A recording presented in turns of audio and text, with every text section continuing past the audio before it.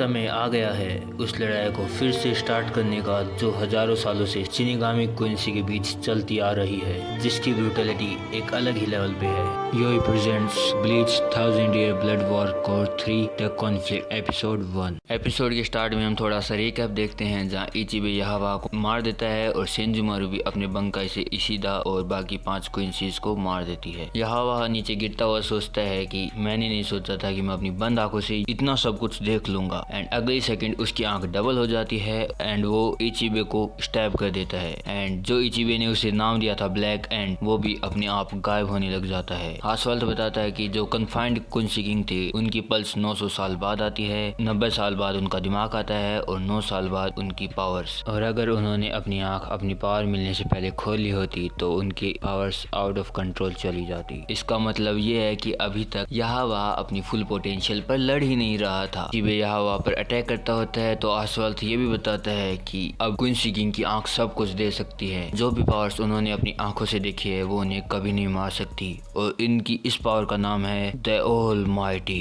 अब क्योंकि याहवा को उसकी पावर मिल चुकी थी तो इशिदा और बाकी क्विंसीज को भी और ज्यादा पावर मिल जाती है। एंड इशिदा सेंजुमारू के पास उसे मारने के लिए आता है, लेकिन सेंजुमारू उसे अपने बंकाई में कैद कर लेती है और फिर उसकी गर्दन पर एक पिन चुभाती है। फिर से सीन शिफ्ट होता है जहाँ इचिबे गाने लग जाता है और डांस करने लग जाता है, जो देख के काफी डर लग रहा था। जिसके बाद नीचे से बहुत सारे स्कल आ जाते हैं एंड इची बताता है कि ये आज से 100 साल पहले जो तुमने 100 रातें छीनी थी वो हैं, जो तुम्हारे खून को भी काला कर देंगे एंड उसे मीनिंगलेस बना देंगी। एंड जैसे ही वो बोलता है fall to a pitch black hole, तो याहवा भी ये उसके साथ बोलता है, जिसे देख इचिबे शॉक हो जाता है। एंड जब इचिबे याहवा को मारने जाता है तो याहवा उसे आसानी से एंटिसिपेट कर देता है और उसे ब्लास्ट भी कर देता है।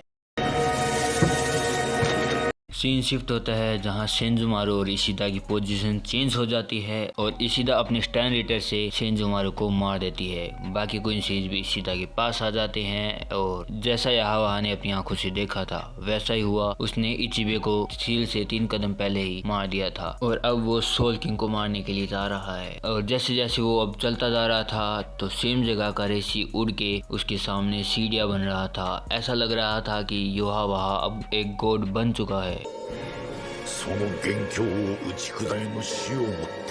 एंड हमें पहली बार सोल किंग देखने को मिलते हैं। एपिसोड के आफ्टर सीन में हम देखते हैं कि इचिगो, चैड और ईमे बाकी सब वहां आ चुके हैं। एंड वो जैसे इचिबे को देखते हैं तो वो शॉक हो जाते हैं, तो ओरीमे उसे हील करने के लिए लग जाती है। एंड इचिगो को इचिबे की आवाज अपने दिमाग में सुन रही होती है, तो वो बोलता है कि मेरा नाम पुकारो इचिगो, मेरा नाम पुकारो। और इचिगो जैसे ही उसका नाम बोलता है तो वो फिर से नॉर्मल हो जाता है। इचिबे बताता है कि सब पावर नाम से मिलती है, तो जैसे ही तुमने मेरा नाम पुकारा तो मैंने तुम्हारी थोड़ी सी एनर्जी लेके अपने आप को रिस्टोर कर लिया। इचिबे चाहता है कि इचिगो याहवा को रोके क्योंकि स्क्वाड 0 हार चुका है और फिलहाल याहवा को तुम्हारे अलावा कोई भी नहीं रोक सकता, और अगर सोल किंग मरे तो हे कमांडो वर्ड ऑफ लिविंग और सेरेते तीनों खत्म हो जाएंगे। और इचिगो इसके लिए तैयार है और वो सभी याहवा की ओर चले जाते हैं। फिर हम देखते हैं शिनसुई को, जो कहाँ जा रहा है, ऑब्वियसली लॉर्ड आइजन के पास।